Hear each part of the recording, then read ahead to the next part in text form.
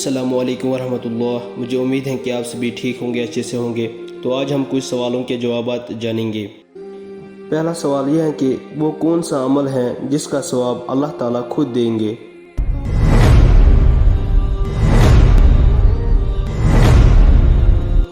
इसका जवाब रोज़ा है। रोज़ा वो अमल है जिसका सवाब अल्लाह ताला खुद देंगे।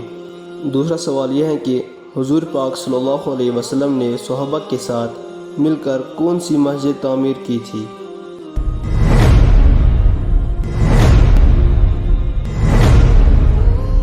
इसका जवाब यह है कि हुजूर पाक सल्लल्लाहु अलैहि वसल्लम ने सहाबा के साथ मिलकर मस्जिद नबवी, मस्जिद कुबा तामीर की थी। तीसरा सवाल यह है कि हज के फ़राइज़ क्या हैं।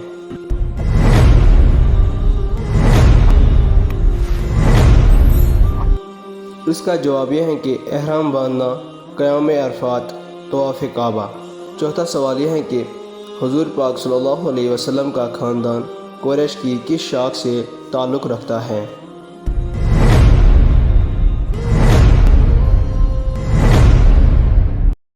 इसका जवाब यह है कि हुजूर पाक सल्लल्लाहु अलैहि वसल्लम का ख़ानदान बनी हाशिम की शाख से ताल्लुक़ रखता है। पांचवा सवाल यह है कि हुजूर पाक सल्लल्लाहु अलैहि वसल्लम किस सन ईस्वी में पैदा हुए।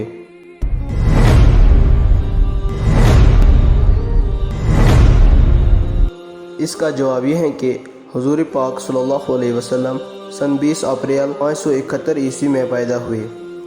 छठा सवाल यह है कि हुजूर पाक सल्लल्लाहु अलैहि वसल्लम के नाना का नाम क्या है।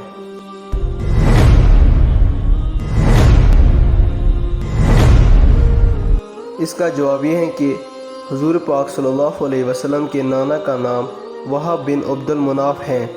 सातवां सवाल यह है कि खाना काबा की तामीर पहली मर्तबा किसने शुरू की।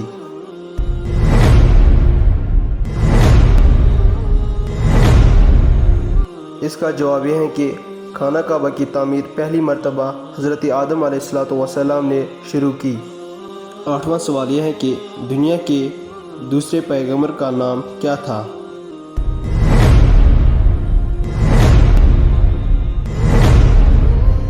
इसका जवाब यह है कि दुनिया के दूसरे पैगंबर का नाम हज़रत शीस अलैहिस्सलाम था। नौवां सवाल यह है कि इस्लाम के पहले मुअज्जिन कौन थे।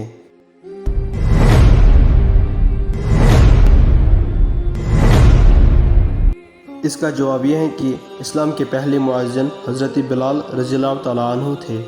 10वां सवाल यह है कि नमाज जनाजा का हुक्म किस सूरत में आया है।